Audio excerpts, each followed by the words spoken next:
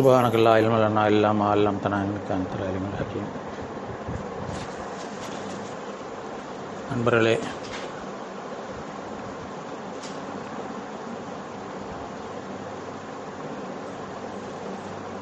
நம்ம இந்த நிகழ்வில்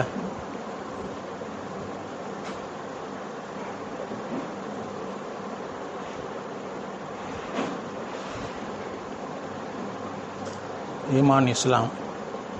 ஈமான்னா என்ன, இஸ்லாம்னா என்ன, இபாதத்துகள்னால் எதுக்கு, எனக்கு தெரிஞ்சதுக்காண்டி முயற்சியில் நம்ம ஒருத்தருக்கு ஒருத்தர் கருத்து பரிமாற்றங்கள், கலந்தாய்வுகள், அப்படியே அப்சர்வ் பண்ணுறது, ஒவ்வொரு ஓடத்துலையும் ஏறக்கூடிய எலும்புகளை அப்சர்வேஷன்.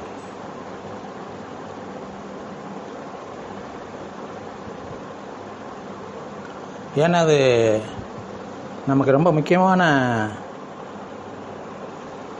காலகட்டம், அது விஷயம். அப்படிங்கிறனால ஈமான், இஸ்லாம்னா என்ன, ஏதை இன்றைக்கி பழக்கத்தில் என்ன இருக்குது எங்கெல்லாம் நம்ம கட்டாயமாக தெரியணும். இஸ்லாம்ங்கிற வழிபாடுகள், இஸ்லாம்னா 2 பார்ட்டு வழிபாடுகளில். ஒன்று இறைவனுக்கு செலுத்தக்கூடிய வணக்க வழிபாடுகள், இல்லாத வாழ்க்கையில், 2வது வாழ்க்கையில் நடந்து கொள்ள வேண்டிய ஒழுக்க நெறிகள். இறைவனுக்கு செலுத்த வேண்டிய வழிபாடுகள் தொழுகை, திக்ரு, திலாவத்து, நோன்பு, ஜக்காத், ஹஜ்ஜு, இது எல்லாமே இறைவனுக்காகத்தான் நம்ம அர்ப்பணிக்கிறோம், பணிஞ்சு செய்கிறோம். ஆனால் மல்டி பர்பஸாக இவையே நம்மளுடைய கல்வை சரி பண்ணக்கூடிய கருவிகளாகவும் அமைஞ்சிருக்கு. அதை இன்டெப்த்தாக பார்த்தா தான் தெரியும். மோஸ்ட்லி மனிதனை சரி பண்ணக்கூடிய ஆயுதங்களாக தான் இவை இருக்குது. அதே மாதிரி வாழ்க்கை ஒழுக்க நெறிகள் அப்படிங்கிறது இஸ்லாத்தில் வரக்கூடியதான். என்னென்னலாம் செஞ்சால் பாவம், என்ன செஞ்சால் நன்மை. பாவம்னா தனிநபர், அடுத்தவங்களுக்கு பாதிப்பு, சமுதாயத்தில் பாதிப்பு, நமக்கு உடலில் பொருளாதாரத்தில் பாதிப்பு ஏற்படக்கூடியதை புறத்தையுமே பாவங்கள் எடுத்துக்கலாம். அதை எல்லாம் செய்யாத, நீ போய் வீணாக செஞ்சு மாட்டிக்கிறாத, அப்படி தான் ஒதுக்கி வச்சுருக்கேன் பாவங்களை பூரா. அதே போல் நன்மையான காரியங்கள்லாம் நமக்கும் நல்லது, அடுத்தவங்களுக்கு நல்லது, சமுதாயத்துக்கு நல்லது, உடல் பொருள் ஆவி எல்லாத்துக்குமே நல்லதுங்கிறது தான் அல்லாஹ்தால நன்மைன்னு சொல்லி வச்சுருக்கேன். அல்லாஹ்தால இந்த கட்டெல்லாம் ஏற்படுத்தி இஸ்லாம்ங்கிற வழிபாடுகளை கொடுத்து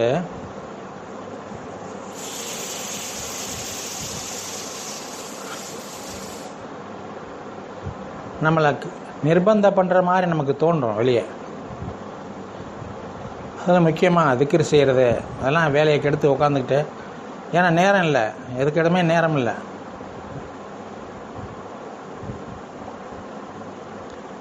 மெனக்கிட்டு உட்காந்து நேரங்களில் திக்ர் செய்கிறதுக்கும், குரான் ஓதுறதுக்கும்,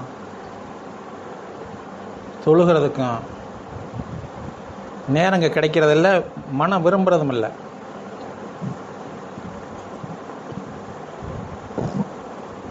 நப்ஸுங்கிற மனம் எதெல்லாம் விரும்பும், எதெல்லாம் விரும்பாதுன்னா, கல்புக்கு எது நல்லதோ அதெல்லாம் நப்ஸு விரும்பாது. கல்புக்கு எது கெட்டதோ எல்லாத்தையும் நப்ஸு விரும்பும். ஏன்னா அதுலேருந்து சைத்தானுக்கு ஒரு கனெக்ட் இருக்குது. அது கட்டுப்படந்துட்டையும் அது என்ன செய்யும், குரானில் அல்லாஹ் சொல்கிறேன், அதை தீமை பாவத்தை தான் தூண்டிக்கிட்டே இருக்கேன். ஒவ்வொரு செகண்டும் நம்மளுடைய அத்தனை செயல்பாடுகள்லையும் பாவங்களை தூண்டிக்கிட்டே இருக்கக்கூடியது நப்ஸுங்கிறது.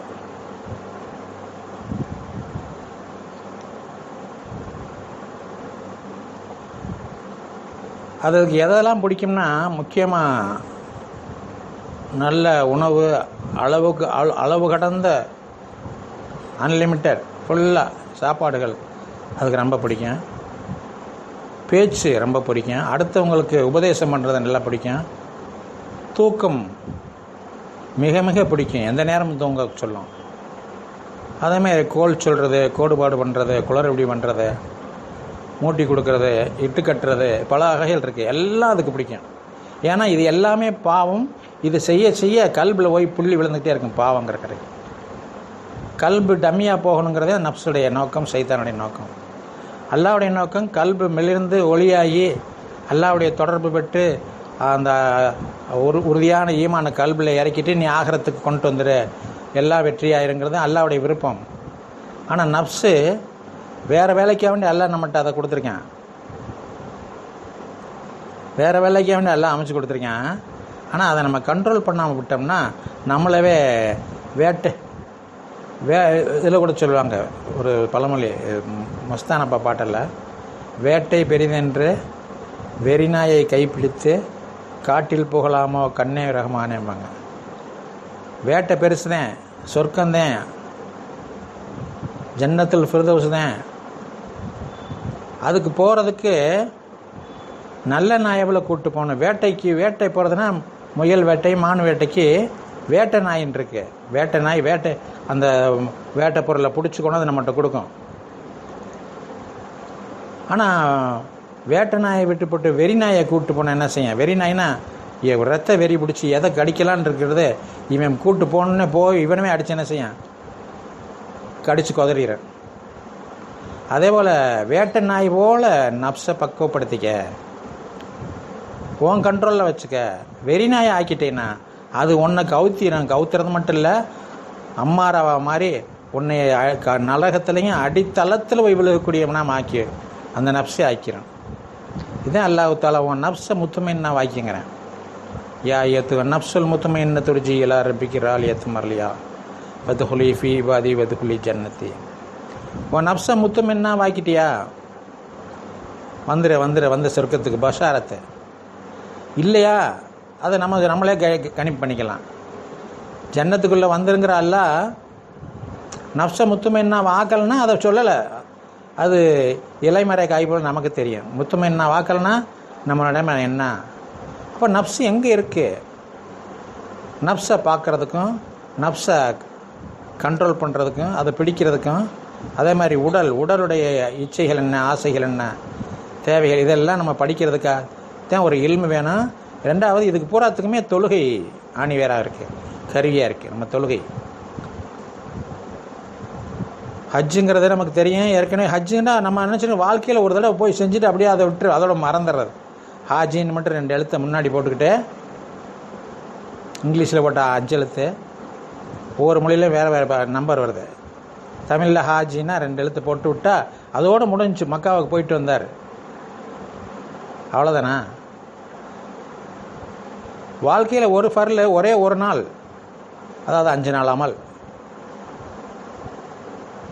அந்த அமலை செஞ்சு இவர் எங்கே பண்ணியிருக்கணும்? 3 சைத்தானுக்கும் கல்லெறிஞ்சிட்டு அரஃபா மைதானத்தில் உட்காந்து இர்ஃபான்கிற குகையில் நுழைஞ்சு அல்லாவை அறிஞ்சிருக்கணும். அல்லாவோட லிங்க் ஆகி மிங்கில் ஆகிருக்கணும். அதுதான் ஹஜ்ஜு. ஹஜ்ஜுங்கிறதுக்கு அர்த்தம் என்ன? விட்டில் பூச்சி நெருப்பில் விழுந்து புகஞ்சு போகிறது மாதிரி, தண்ணியில் போட்ட சுகர் அப்படியே கரைஞ்சி போயிடுற மாதிரி கரைஞ்சிறதுன்னு அர்த்தம் ஹஜ்ஜுண்டாலே. அல்லாவுடைய அன்பில் அல்லாவுடைய நெருக்கத்தில் இவர் இல்லாமல் ஃபனா ஆயிடுவார். ஃபனா பில்லா பகா பில்லா ஆயிடுவார். அதுக்கெல்லாம் வழி இருக்குது. அதெல்லாம் தீன் கற்றுக் கொடுக்குது. நம்முடைய வாழ்க்கையில் அன்றாடு நம்ம ஹஜ் பண்ணணும். 3 சைத்தானை நம்மளை விட்டு ஒதுக்கி வச்சுருக்கணும். இந்த சைத்தானுக்குடைய 3க்கு கூடிய தேவைகள் வகைகள் 7 வகை இருக்குது. அந்த 7 வகையும் ஒன்றுக்கு ஒன்று நப்ஸ்ன்னு எடுத்துக்கிட்டால் 7 வகை. நப்ஸ் அம்மாரா, லவ்வாமா, முல்ஹிமா, முத்துமைன்னா, ராலியா, மரலியா, காமிலா. இந்த 5 நிலையில் 4வது நிலைக்காவது வந்துடு. 7 நிலையில் முத்துமைன்னா, அட்லீஸ்ட் முத்துமைன்னா என்ன?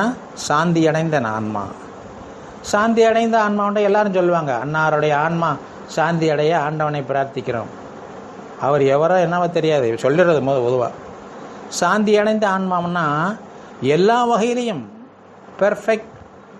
பெர்ஃப்யூம் மாதிரி கமகமன்னு மணக்கக்கூடிய மனமுள்ள வாசமுள்ள நப்சாக மாறிடும். அது எப்படி? மற்றவங்களுக்கு தீங்கு கூட நினைக்காது, மற்றவங்களுக்கு ஒரு சிறு துன்பத்தை கூட வரணும்னு விரும்பாது. அதே மாதிரி முத்துமைன்னா ஈமான்ல முத்துமைன்னா ஒரு உறுதியான நிலை.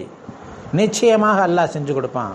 பதிர் போரில் அடித்து சக்ஸஸ் ஆன மாதிரி அந்த முத்துமைன்னா அசைக்க முடியாத நிலை ஈமான்லையும். ஈமான்லேயும் அசைக்க முடியாத உறுதியான அன்பான அரவணைப்பான எதிர்பார்ப்பான ஈமான். இபாதத்துக்கள்லையும் ஆர்வம் தேட்டம் செஞ்சுட்டு அல்லாஹ்வுக்கு நன்றி செலுத்திட்டு இபாதத்தை செஞ்சு அல்லாஹ்ட்ட கெஞ்சி மன்றாடி அல்லாஹ் இன்னும் கொடுன்னு இபாதத்தில் கேட்குறது. அதே மாதிரி பக்குவமாயிட்டு பரிபூரணமாயிட்டு அல்லாஹ்வுக்கு நன்றி செலுத்துறது.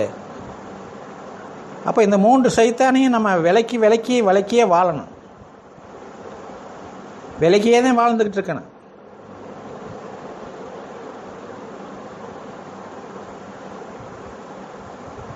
இப்போ இந்த 3 சைத்தான் என்ன? ஏற்கனவே பல முறை சொல்லியிருக்கோம். இப்போ நம்ம இன்னைக்கு பேச போகிறது இபாதத்துகளுடைய நோக்கம் என்ன, அமைப்பு என்ன. அல்லாஹ் தஆலா நம்மளை போட்டு இந்த பாட்டு வாட்டுறானே, ஒரு நிமிஷம் தூங்க முடியுதா? ஒரு நிமிஷம் பொண்டாட்டி விளையாட ஒரு சந்தோஷமாக இருக்க முடியுதா? ஒரு தொழில்துறையை பார்த்தோம்ட்ருக்கா, காலைல 4 மணிக்கு எந்திரிங்கிறாங்க, 5:30க்கு எந்திரிக்க சொல்கிறாங்க, 6 மணி 7 மணி வரைக்கும் இருக்கணுமா? அப்புறம் மதியானம் டைட்டான நேரம், இன்டர்வல் கிடைக்கிறதே அரை மணி நேரம் 1 மணி நேரம், அதில் போட்டு அங்கே வந்து ஒரு தொழுகையை திணிச்சு, அதுவும் 2 ரக்காயத்தை போட்டு டார்ச்சர் பண்ணுறாங்க. அதே மாதிரி ஈவினிங் ஆஃபீஸ் விட்டு விடாத நேரம், ஸ்கூல் விட்டு விடாத நேரம், இல்லாட்டி வீட்டில் இருக்கவங்களுக்கு தூங்கி சொக்கு விடாத நேரம், அதே மாதிரி மகரிப் நேரம் டீ வடை ஏதாவது சாப்பிட்டு ஜாலியாக இருக்கக்கூடிய நேரம், அந்த நேரத்தில் தொழுகை, இஷா படுக்க போகிற நேரம், இப்படி டைட்டான நேரத்துகளே தொழுகை வச்சு துன்பம் கொடுக்குற மாதிரி நமக்கு தெரியுது.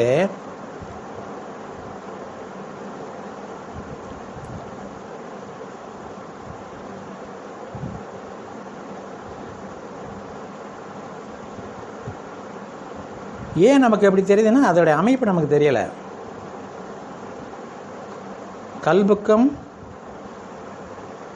கல்புக்கும் சூரியனுக்கும் சம்பந்தம் உண்டு. அந்த கல்பில் பல மாற்றங்கள் ஏற்படணும். நம்முடைய கல்பு ரெடியாகணும். கல்பு ரெடியாகணும்னா, ஹலோ வரீங்களா? ஹலோ, இப்போ வந்துடுறீங்களா? வாங்க. கல்பு ரெடி ஆகணும்னா சாதாரண விஷயம் இல்லை. அது மனிதனுடைய கல்பை பார்த்து அதை சரி பண்ணி அதை ரெடி பண்ணி அதுக்கு மேலே இருக்கக்கூடிய கவர்கள்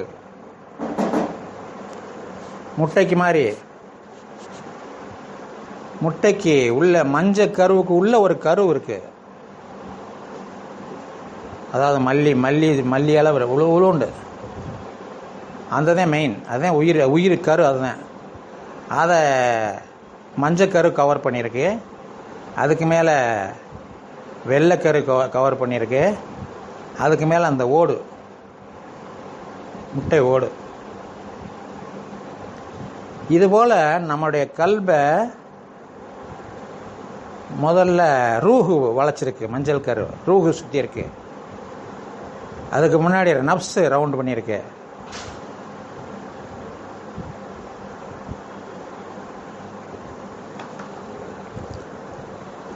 அதுக்கு மேலே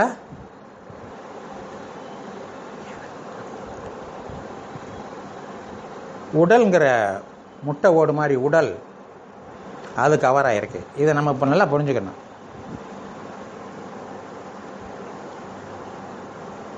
அந்த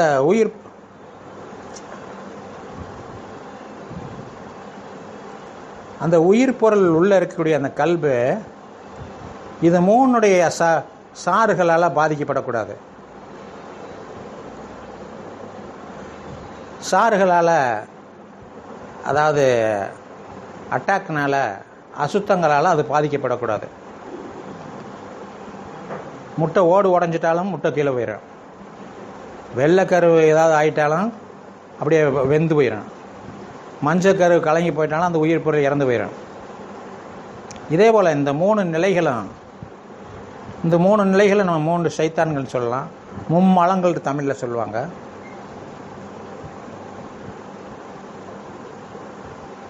இதை நம்ம கண்ட்ரோலில் வச்சு முட்டையை பாதுகாப்பாக வச்சுருந்தா அந்த முட்டையை பாதுகாப்பாக வைக்கிறது ஒரு அடை காக்கிற இடத்துல வச்சிட்டோம்னா அது அருமையாக என்ன செய்யும், அருமையாக ஒரு கோழி குஞ்சாயிரும்.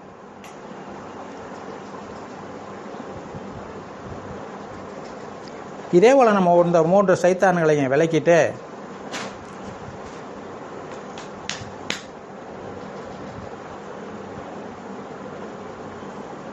நம்ம பக்குவமாக இருந்தோம்னா நமக்குள்ள ஒரு வளர்ச்சி எழுச்சி ஏற்படுது.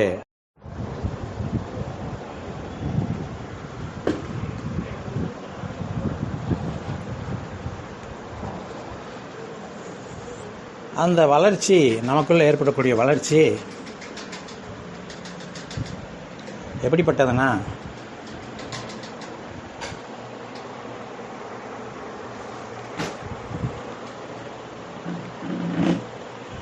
இந்த உடல் அந்த முட்டையுடைய ஓட்டுக்கு என்ன பாதுகாப்பு, முட்டையோட ஓட்டுக்கு என்ன பாதுகாப்பு ஏன்னா அது அடிபற்றக்கூடாது, அதாவது டேமேஜ் ஆகிற அளவுக்கு. அதே போல் ஹீட்டு பற்றக்கூடாது ரொம்ப. இப்படி பல விஷயங்கள் இருக்குது. அதே மாதிரி வெள்ளைக்கருவுக்கும் அதிகமான சூடு இருந்தாலோ அதிகமான கூழ் இருந்தாலோ கெட்டு போயிடும். தான் கெட்டதும் இல்லாமல் மஞ்சள் கருவையும் கெடுத்துப்படும். முட்டை கூடு உடஞ்சா 3ஐயும் வெளியேற்றி டேமேஜ் பண்ணிடும். இதுபோல் நம்மளோட உடலை முதல்ல கண்ட்ரோல் பண்ணணும். உடல் கண்ட்ரோல். அதுக்கடுத்து நப்ஸுங்கிற மனத்துடைய கண்ட்ரோல். அதுக்கடுத்து ரூஹுடைய கண்ட்ரோல். இதை 2 இயக்கக்கூடிய கரண்ட்டு போல் மாட்டுக்கு கவுர் பிடிச்சது மாதிரி இது 2க்கும் 2 கவரையும் பிடிச்சது மாதிரி ரூஹை கட்டுப்படுத்த இது 2 ஆட்டோமேட்டிக் கட்டுப்பட்டுரும்.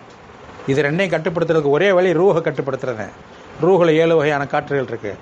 இந்த 7ஐயும் தெரியாததாங்க அங்கே போய் கல்லெறிஞ்சிட்டு வர்றோம். இந்த 7ஐயும் கண்ட்ரோலில் நம்ம கண்ட்ரோலில் இருக்குது, கட்டுப்பட்டுருச்சு, அதுக்கு நாங்கள் அடிமை இல்லைன்னு கல் எறிகிறோம். 7 கல் 3 தடவை 7 கல் எறிகிறோம். சும்மா பிறக்கி அதுவும் காசு கூட இல்லை, ஃப்ரீ ஆகின பிறக்கி எரிஞ்சு விட்டு வந்து இந்த 3 மூவியில் 3 சைத்தானே முதுகில் ஏறி உட்கார வச்சுக்கிட்டு நாங்கள் எதை பண்ணுறோம் எதை பறன்னு இருக்கும்போது நோக்கம் நிறைவேறாது. நோக்கம், இந்த உலக வாழ்க்கையுடைய நோக்கம் அல்லாவை ரப்புண்டு விளங்குறது. கல்பில் பணத்தை ரப்புண்டு விளங்கியிருக்கிறத மாற்றிட்டு அல்லாவை ரப்புண்டு விளங்கக்கூடிய ப்ராசஸில் ஃபெயிலாக போச்சுன்னா மறுமை வாழ்க்கையை பூரா அடி உதை வேதனைகள். ஏன்னா இந்த நம்ம இதெல்லாம் அங்கிருந்து பார்க்கக்கூடிய விஷயங்கள், மறுமையுடைய விஷயங்கள், நரகம் சொர்க்கம் அரிசி குரிசி எல்லாமே இங்கிருந்து நாம் கல்வியை வச்சு பார்க்கக்கூடிய நிலைகள்லாம் எல்லாம் நமக்கு கொடுத்துருக்கேன். ஆனால் நம்ம அதெல்லாம் நம்ம படிக்காதனால நம்ம ஏதோ தொழுதான் வச்சான், ஜும்மா தொழுதுட்டு வந்துட்டான், குரானை ஓதிட்டான், அப்படி இப்படின்ற இருக்கான். பாஸ் ஆச்சா, அச்சீவ்மெண்ட் கிடைக்குதா, என்ன ரிசல்ட் ஏற்படும் கிடைக்குதா? தொழுகை மூலமாக நம்முடைய நப்ஸு கட்டுப்படணும். நம்ம நப்ஸு முத்துமையான ஆயிடுச்சா? முத்துமையான ஆனால் என்ன நிலைமை? அம்மாராவாக இருந்தால் என்ன நிலைமை? நாம் மற்றவங்ககிட்ட எப்படி நடந்துக்கிறோம்? நமக்கு தேவைண்டா நம்ம எப்படி நடந்துக்கிறோம்?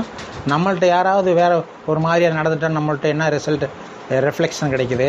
மனைவி மக்கள் அல்லது கோ ஒர்க்கர்ஸ் அல்லது கூட படிக்கிறவங்க, ஏதோ ஒரு தொழில்துறை கூட்டாளி, யாராவது நம்மள்ட்ட பொதுமக்கள் நம்மள்ட்ட நடந்துக்கிற போது சில இது ஆக்ஷன் ஏற்படும் போது நம்மள்ட்ட என்ன ரியாக்ஷன் ஏற்படுது? அல்லாஹ்வுக்கு பயந்து தக்குவாவோட நியாயமான முறையில் ஏற்படுதா, இல்லை வெறித்தனமாக நப்ஸ் இருக்குது? அதெல்லாம் பார்க்கணும். என்ன சூழ்நிலையில் அப்படி ஏற்படுது அப்படிங்கிறத நம்ம படித்து அதை கண்ட்ரோல் பண்ண என்ன வழின்ற கிளாஸில் படித்து அறிஞ்சிக்கிறோங்க. ரொம்ப லேசு, ஆனால் வழி கிடைக்கிறது, நம்பி இறங்கி கிடைக்கிறது கஷ்டம். தொழுகையை தான் சரி பண்ண போகிறோம். தொழுகையை சரி பண்ணி இது 3 கையில் பிடிச்சிடலாம். ஆனால் அந்த எப்போ மெயினாக தூக்கம் உடல் இச்சை, உடலுடைய தேவைதான். அதுவே இச்சை ஆயிடுச்சுன்னா நைட்டு பூரா தூங்கி பகல் பூரா தூங்கினாலும் சாயந்தரம் தூக்கம் வரும். இந்த ரமலான் நோம்புலாம் பார்க்கலாம். ரமலானில் அதை இப்போ பேச போகிறோம். ரமலானில் சகர் வைக்கிறதுக்குன்ட்டு 3 மணிக்கு வந்து சாப்பிட்டு தொழுகாமல் அப்படியே படுத்துறது. படுத்து 10 மணி 11 மணி ஃபஜர் தொழுகை கேள்விக்குறியாயிரும். அப்படியே தொழுதாலும் அங்கனே படுத்து ஆஃபீஸ் போகிறவங்க எல்லாமே அந்த டயத்துக்கு 11, 12 ஞாயிற்றுக்கிழமைலாம் நம்ம லொஹரே சந்தேகமாயிரும். தூக்கம் தூக்கம் தூக்கம் அதிக தூக்கம் கல்புக்கு மரணம் ஹதீஸில் வருது. அப்போ இந்த நிலைகள்லாம் ஏன் மனிதனுக்கு வருதுன்னா தெரியலை. நோம்புனா என்ன? நோம்பு சகர் வைக்க வேண்டியது சுன்னத்து. ஏன்னா காலை சாப்பாடு பிரேக்ஃபாஸ்ட் மிக முக்கியமானது.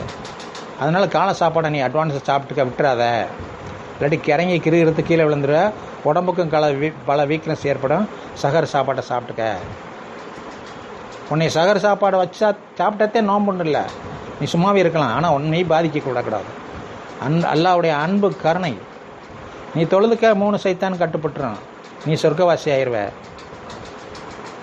இப்படி பண்ணுறதுக்கு ஒன்றொன்றும் நம்ம புரியணும். 4 பிரிவு தான்.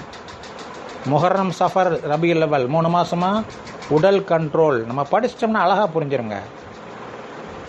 ரபியுல் ஆஹிர், ஜமாதுல் அவல், ஜமால் ஆஹிர் 3 மாதமாக நப்சுடைய கண்ட்ரோல். அதுக்கடுத்து ரஜப், சாபான், ரமலான். இப்போ துவா ஓதுறான், அல்லாஹும்ம பாரிக்லனா ஃபி ரஜப வ சாபான வ பல்லிக்னா ரமலான். என்னாண்ட இவருக்கும் தெரியாது, அவருக்கும் தெரியாது. என்னங்க, ரஜப்லையும் சாபான்லையும் எங்களுக்கு பரக்கத்து செய்வாயாக. பரக்கத்துன்னா நம்ம நினைவு எங்கே போகும்? பாக்கெட்டில், பர்ஸில், பேங்க் அக்கௌண்ட்லேருந்து போகும். அது ஜர்றண்டு ஏறிடணுமா, எள்ளில் இருக்கிறது சிக்கு போயிடணுமா. அதான் குடிக்க பரக்கத்து. இபாதத்துகளில் வளர்ச்சி, ப்ரொமோஷன், குவாலிட்டி, குவான்டிட்டி எல்லாம் கூட்டு. அல்ல ரஜபில் அப்படி வளரும். ரஜப் அப்படி மாதம். இந்த 3 மாதத்துலேயும் 3 இரவுகளை முக்கியமாக வச்சு அதில் பல பசாரத்துக்கள். நீ ரஜபுக்கு வந்துட்ட, ஏன்னா அவன் 2 சைத்தான் கலண்டிருக்கான். இப்போ இதில் முக்கியமான சைத்தானை கலண்ட போகிற. அதுலேயும் 3 பிரிவு ரமலான்ல. அல்லாவுடைய முதல் ரஹமத்து, அப்புறம் மகுபிரத்து, அப்புறம் நரக விடுதலை. அல்லாவுடைய ரஹமத்தன், அப்புறம் மன்னிப்பு, அப்புறம் நரக விடுதலைன்னா சொர்க்கம். இப்போ இந்த 3 பார்ட் ரமலான். அதுக்கடுத்து துல்ஹஜ் வரைக்கும் சவ்வால், துல்காய்தா, துல்ஹஜ் 3 மாதமாக கல்புடைய ஆட்சி, கல்புடைய ஏரியா, கல்பு ரெடியாகக்கூடிய நிலை. அந்த 3 மாதத்துல யாரும் கேர் பண்ணிக்கிறதே இல்லை. இந்த 3 மாதத்துலையும் வளர்த்துக்கிட்ட ஈமான், இபாதத்துகள் அந்த 3 மாதத்தில் இந்த 3 பிரிவுலையும் 9 மாதம் சம்பாரிச்சுட்டு அந்த 3 மாதம் பலன் வச்சு கடைசியில் துல்ஹஜ் இந்த கல்பும் ரெடி ஆயிடுச்சு. ஹஜ்ஜில் ஹஜ்ஜு முடிச்சுடுவார். ஹஜ்ஜுன்னா அல்லாவில் முழுகிறது, ஃபனாஃபில்லா. அந்த நிலையெல்லாம் நிறையா படிக்கணும். நம்ம புரியாது. இப்போ இதை நம்ம எப்படி புரிஞ்சு வச்சுருக்கோம்? ஏன் நம்ம இப்படி புரிஞ்சுருக்கோம்? நம்ம நிலைமை ஏன் இப்படி இருக்குது? நம்ம ஏன் இப்படி இருக்கோம் அப்படின்னா, பேசிக் இல்மு கிடையாது. பேசிக் இல்மு இல்லை. என்ன பேசிக் இல்மு இல்லை? என்ன தீன்னா குரான் ஓத தெரியணும். 70% பேருக்கு தெரியாது. தொழுக தெரியணும். 80% தொழுகிறது இல்லை. அந்த 20%லேயும் 1%ஆவது ஏன் தொழுகணும், எதுக்கு தொழுகணுங்கிறதா ஏதோ அல்லாஹ் சொல்லியிருக்கேன் செய்கிறான். அது எப்போ? வாரத்துக்கு ஒரு நாளைக்கு, இல்லாட்டி வருஷத்துக்கு 2 நாளைக்கு, இல்லாட்டி ஒரு நாளைக்கு 2 தடவை 3 தடவை தொழுது பாக்கி டிமிக்கி அடிச்சிடறான். இல்லை, 0.1%ஆவது ஏன் தொழுகணும், எப்படி தொழுகணும், என்ன மாதிரி தொழுது என்ன ரிசல்ட் கிடைக்கணும் தொழுகிற மக்கள் 0.1% கூட இல்லை. அப்படின்னா அவங்களுக்கு அஸ்ஸலாத்துல் மெஹராஜில் மோமின்னு சொல்லி தொழுகையால் மோமின்களுக்கு மெஹராஜில் என்னென்ன பார்த்துட்டு வந்தாங்க, அது பூரா நமக்கு தொழுகையில் கிடைக்கணும். சும்மா ஏதோ சொல்லிட்டு தொழுகைக்கு 3,33,42,000 நன்மைகள் கிடைக்குதுன்னு எண்ணிக்கிட்டு நன்மை கிடைக்கும். நன்மை கிடைச்சா தன்மை கிடைக்கணும்ல, நன்மையும் கிடைக்கணும், தன்மைகள் உருவாகணும்.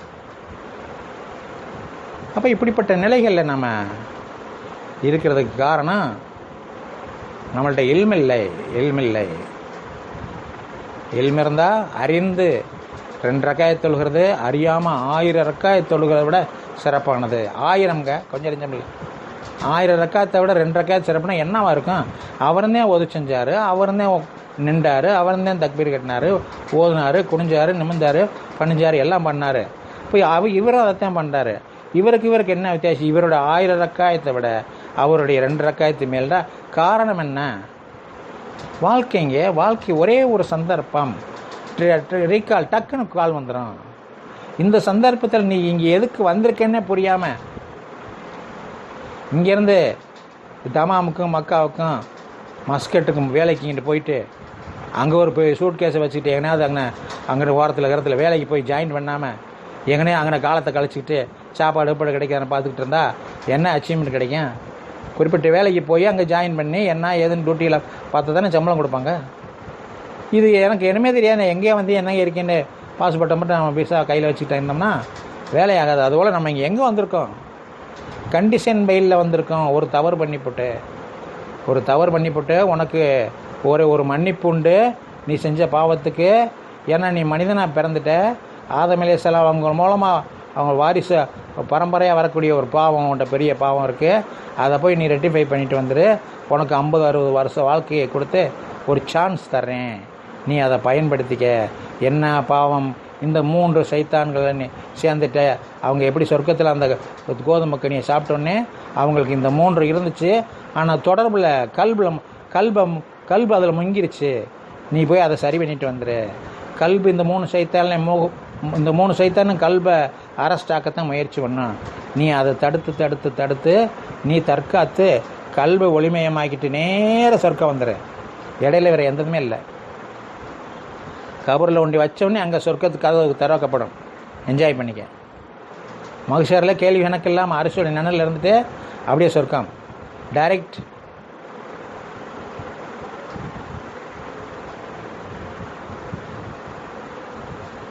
இப்போ நம்ம அதை புரியறதுக்கு இபாதத்துக்கெல்லாம் முதல்ல புரியணும். நம்ம அதை ஒரே நாளில் புரிஞ்சிடலாமா? ஒரே நாளில் பூரா இபாதத்தையும் படிச்சிட முடியுமா? படிக்க முடியாது. இன்னைக்கு வகுப்பில் போனோன்னு சொல்லியிருந்தோம். தொழுகைக்கு இதாகிறதுக்கு பல கண்டிஷன் இருக்குது. தொழுகை ஏன் தொழுகை 2 ரக்காயத்து 3 ரக்காயத்துங்கிறத விளங்கணும்.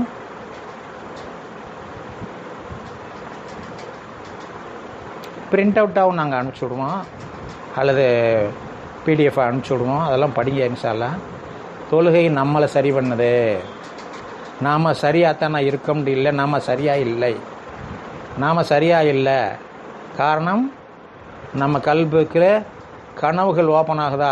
ஆழம் பரசக்கூடிய விஷயங்கள் எதுவும் ஓப்பன் ஆகுதா? அடிக்கடி ஓப்பன் ஆகுதா? இல்லை. ஏதாவது இப்போ உஷராக்கள் வேணால் அல்லாட்ட இஸ்திகாரா பண்ணி செய்யக்கூடிய சான்ஸ் நம்மகிட்ட இருக்கா? இல்லை. அல்லாட்ட துவா செஞ்சு ஏதாவது ஒரு கபூலியத்து இப்போ கான்கிரீட்டாக உடனே அதாவது சில விஷயம் துவா செஞ்சு ஆட்டோமேட்டிக்காக நடக்கும், சில நடக்காது. அது இல்லை. எதை வேணாலும் வாங்கி பண்ணிக்கொள்ளக்கூடிய பாணி வருதா? அந்த டேலண்ட் இருக்கா? அதெல்லாம் சந்தேக கேஸ் தான். இப்போ நம்ம என்ன செய்யணும்?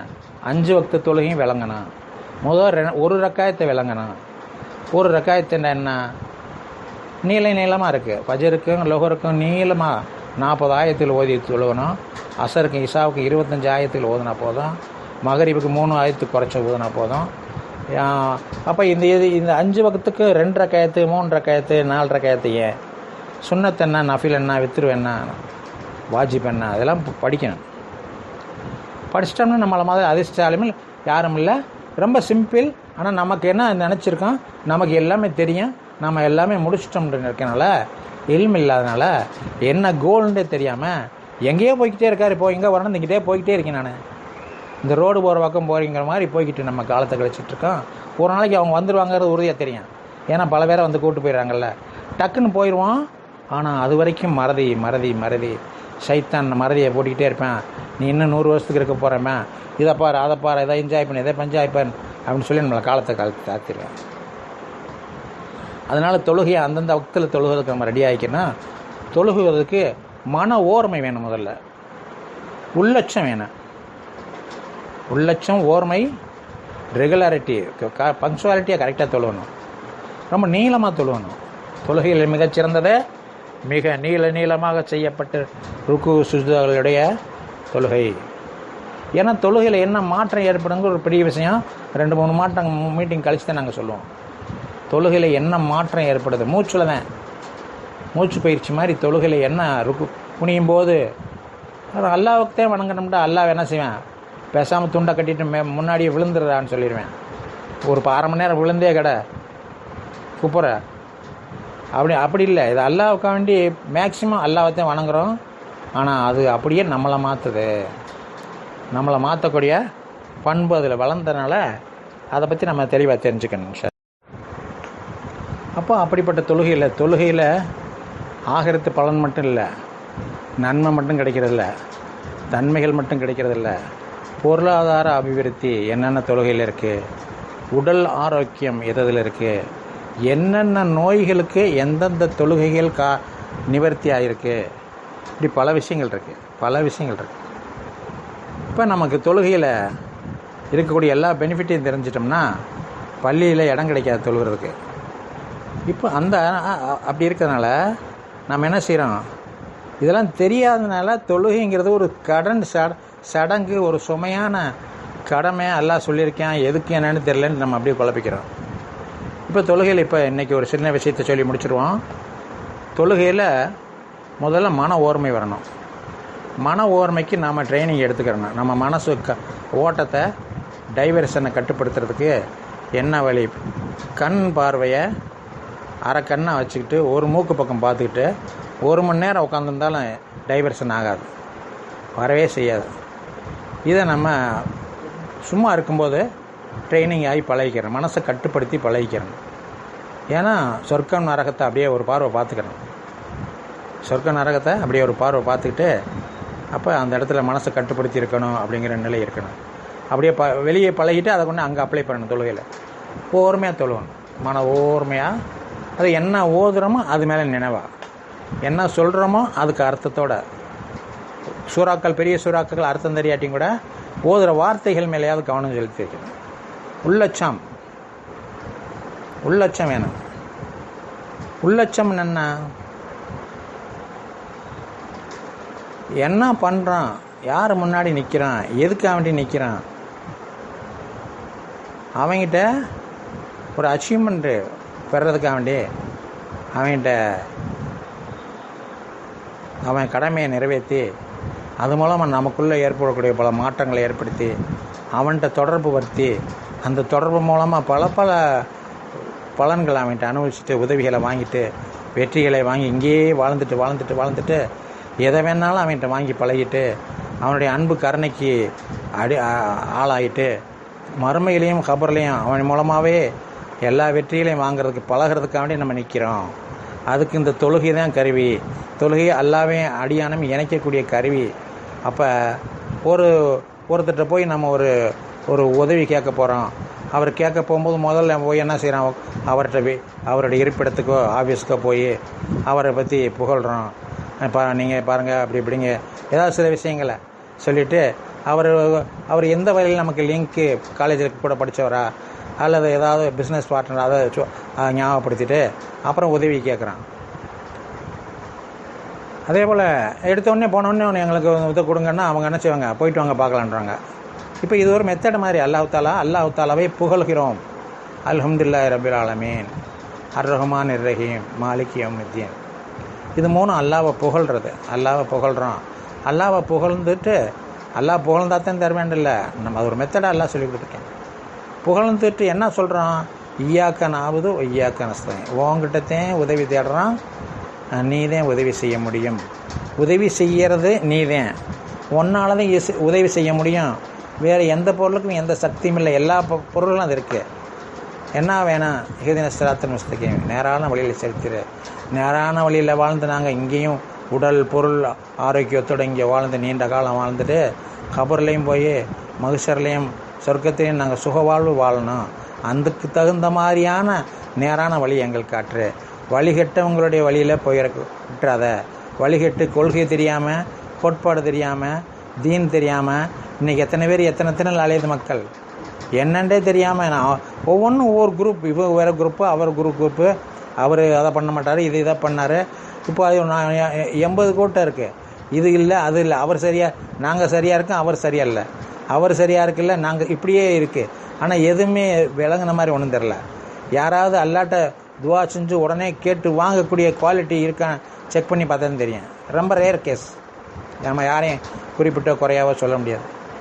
அப்போ அந்த கூட்டம்தான் ஒரே ஒரு கூட்டம்தான் வெற்றியான கூட்டம். நபியையும் சஹாபாக்களையும் அப்படியே பின்பற்றின கூட்டம். அந்த கூட்டத்தில் எதுனா அல்லாஹ்வுடைய தொடர்பு ஏற்பட்டுச்சுன்னு சொன்னால், அல்லாஹ்வுடைய கிட்டேருந்து நமக்கு அச்சீவ்மெண்ட் கிடைக்கிற அளவுக்கு நம்ம வளர்ந்துட்டோம்னா நேர் வழி அவனே காட்டிடுவேன். எது கரெக்டான வழி? எல்லோரும் நினச்சிக்கிட்டு இருக்கோம் நம்ம தான் கரெக்டாக இருக்க முடியாது. ஆனால் எது கரெக்டுன்னு தெரியணும். அது ஒரு பக்கம் இருக்க, நமக்கு வழிகட்ட வழியில் விட்டுறாதல்ல. ஏதாவது கொள்கை கோட்பாடுகள் குளறி போய் யாருக்காவது அடிமையாகி தேவையில்லாமல் நாங்கள் ரூட்டை மாற்றி ரோடு மாதிரி வேறு பக்கம் போன மாதிரி போயிட வேண்டாம்ல. அது அல்லாட்ட கேட்குறது எப்படி கேட்கணும்? அந்த ஓர்மையோட உள்ளச்சத்தோட பணியோட கேட்கணும். கேட்டுட்டு அதுக்கு என்ன வழின்னு அடுத்த சூறா சொல்லுது. ஒவ்வொரு சூறாக்களும் நாம் கேட்ட கேள்விக்கு பதில் அதில் இருக்குது. நல்லா சிந்திச்சு பாருங்கள். நம்ம என்ன அப்ளை பண்ணமோ அதுக்குரிய ஆன்சர் அந்த குரானில் வருது. அதவே நம்ம ஓதுறோம். அதெல்லாம் சிந்திச்சு பார்க்கணும். ஒவ்வொரு சூறாக்களும் ஒவ்வொரு ஆயத்துகளும் நமக்கு ஒன்று அல்லாவை பற்றி தெரிவிக்கிறதா இருக்கணும், இல்லாட்டி அல்லாவுடைய வல்லமையில் தெரிவிக்கும், இல்லாட்டி நீ இன்னென்ன மாதிரிலாம் இந்த மாதிரி நடந்துக்கிறாத இப்படித்தான் சொல்லும். இதெல்லாம் எனக்கு உனக்கு அல்லாவுடைய தொடர்பு ஏற்படுறதுக்கான. இப்போ அல்லாவுடைய தொடர்பு ஏற்பட்டக்கூடிய அந்த தொழுகையை நாம் இந்த மாதிரி ஓர்மையாக தொழுது அதுவும் பயத்தோடு நின்று ஒது செய்யும் போதே நம்ம உள்ளச்சத்தோடு வந்து நாம ஜெயிக்கணும். நாம அந்த நெருப்பில் விழுந்துடக்கூடாது. இந்த பயத்தோடு நம்ம செய்கிறதுக்கு முயற்சி வேணும்னா கொஞ்சம் உடனே இன்றைக்கி தக்பீர் வந்துடாது. கொஞ்சம் கொஞ்சமாக நம்ம என்ன செய்யணும்? ப்ராசஸில் வச்சு செயல்படணும். அதுக்கடுத்து ருக்கு எதுக்கு? அதெல்லாம் அற்புதம். ருக்குங்கிறது நம்ம சமுதாயத்துக்கு மட்டும் கொடுக்கப்பட்ட அதிர்ஷ்ட பரிசான். நமக்கு பரிசு ஒரு 50 கிலோ தங்கத்தை கொடுத்து பேக் பண்ணி கொடுத்தாலும் பரவாயில்ல. குனிஞ்சிக்கிட்டு இருக்கிறத போய் பரிசுனா குனிஞ்சிக்கிட்டு இருக்கிறதுல என்ன நடக்குதுன்னு பார்த்தா உண்மையிலே ஆனந்த கண்ணீர் வந்துடும். அந்த மாதிரி அதேமாரி சஜிதா அடியான எனக்கு மிக நெருக்கமாக இருக்கக்கூடிய நிலை சஜிதான்னு அல்லாஹ் சொல்கிறேன். இப்போ இதெல்லாம் நம்ம தெரியும் போது நமக்கு புரியும். தொழுகைங்கிறது ஒரு கிஃப்ட்டு, கனெக்டிவ் மெட்டீரியல். அல்லாவையும் அடியானையும் நெருக்கக்கூடிய கனெக்ட் பண்ணக்கூடிய ஒரு ஆயுதம் நம்ம விளங்கிட்டோம்னா எந்தெந்த நேரம் என்னென்ன மாதிரி நடக்குது. தஹஜ்ஜத் தொழுகை நியமமாக தொழுகக்கூடியவர்கள் இறை நேசராகாமல் மரணமாவதில்லை. என்னங்க அந்த நேரத்துக்கு சிறப்பு? அந்த 3 மணிலேருந்து 4:30 மணிக்குள்ளே 5 மணிக்குள்ளே அந்த நேரத்தில் என்ன நடக்குது அற்புதமாக விளக்கிடலாம், படிச்சிடலாம். ஆனால் ஒரே நாளில் கொட்டினா நீங்கள் தாங்க மாட்டீங்க. தொழுகையை ஒருமையாக தொழுகிறதுக்கு சொல்லியாச்சு, உள்ளட்சமாக தொழுகிறதுக்குன்னு சொல்லியாச்சு. என்ன ஓதுறோங்கிறது ஓரளவுக்கு, அதாவது அர்த்தம் தெரியாட்டியும் குல்ஹுல்லாஹ் அஹது அல்லாஹ் சமது லம் எழுது வலம் யூலது வலம் யக்குல்லஹு குஃபுன் அஹது அர்த்தம் நமக்கு தெரியும். இது ஒரு தடவை ஓதுனா குரானில் 3ல் 1 பங்கு ஓதுன நன்மையா? என்னங்க அப்படியே இதையும் புரியணும். என்ன காரணம்டா இந்த குல்ஹுல்லாஹ் சூறாவில் என்ன சொல்லப்படுதுங்கிறது விளங்கணும். இப்போ இந்த மாதிரி விளங்கி அமைதியாக நேரம் ஒதுக்கி தக்பீர் கட்டி உடனே அவதியாக தொழுதுட்டு வரலாம் இல்லை. நிலையில் எவ்வளோ நேரம் நிற்கணும், ருக்குவில் எவ்வளோ நேரம் இருக்கணுங்கிற கணக்கு இருக்குது. அதெல்லாம் சொல்லுவோம். அவ்வளோ நேரம் இருந்தால் தான் அந்த மாற்றம் ஏற்படும். அப்புறம் திரும்ப நின்று நிலையில் திரும்ப ரெஸ்ட்டில் எவ்வளோ நேரம் இருக்கணும், திரும்ப சஜிதா எப்படி பண்ணணும், எவ்வளோ நேரம் பண்ணணும், என்ன நடக்குது, அது நடந்துருச்சாங்கிறத செக் பண்ணணும். அதுக்கு அடுத்த ரெஸ்ட்டு, அப்புறம் அடுத்த சஜிதா எவ்வளோ நேரம் இருக்கணும். இந்த மாதிரிலாம் நம்ம இருக்கும்போது முடிஞ்ச அளவுக்கு நீளமாக செஞ்சு பாருங்கள். நீளமாக செஞ்சு பழகிட்டிங்கன்னா உங்களுக்கு அந்த ராகத்து கிடச்சி போயிடும். நாங்கள் என்ன நடக்குதுன்னு செக் பண்ண கொள்ளும்போது நீங்கள் ஈஸியாக செக் பண்ணிடலாம் இன்ஷா அல்லாஹ். ஆக தொழுகையில் ஓர்மை வந்துடணும், உள்ளட்சம் வந்துடணும், கண்டினியூட்டி. அதாவது ஒரு தொழுகைக்கும் கனெக்ட் இருக்குது.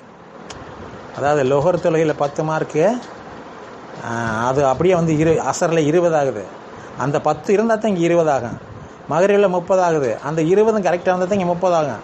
இஷாவில் 40 ஆகுது. அந்த கண்டினியூட்டி அப்படியே வந்து அந்த பவர் வந்தால் தான் இங்கே 40 ஆகும். 40 டு தஹஜ்ஜத்தில் ஃபஜரில் 50 ஆயிரம். இஷராக்கெல்லாம் நமக்கு ஹஜ்ஜு. இஷராக்கள் அன்றாடு நமக்கு ஹஜ்ஜு. ஹதீஸ் எடுத்து பாருங்கள். இப்போ இதை நம்ம விளங்கி செய்யும்போது நம்ம அன்றாடு ஹஜ்ஜு பண்ணுறவங்கள மாறுவோம். அல்லாவுடைய தொடர்பு, அல்லாவுடைய லிக்கா கிடைக்க ஆரம்பிச்சிடும். எந்த துவாவையும் அல்லாஹு தாலா மறுப்பதில்லை. என் அடியான் என்னை பற்றி எப்படி நினைக்கிறானோ அப்படியே நான் நடந்து கொள்கிறேங்கிறேன்.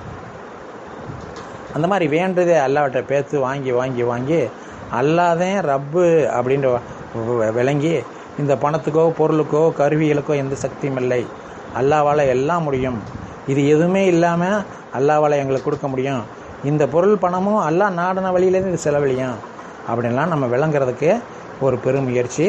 15 வருஷம் பாடுபட்டாங்க, இப்போ 20 வருஷம் பாடுபட்டாங்க சஹாபாக்களே. நாம் நினச்சிட்ருக்கோம் ஏதோ வந்துட்டோம் போயிட்டோம், இவர் என்ன இப்படிலாம் சொல்லிக்கிட்டு இருக்காரு.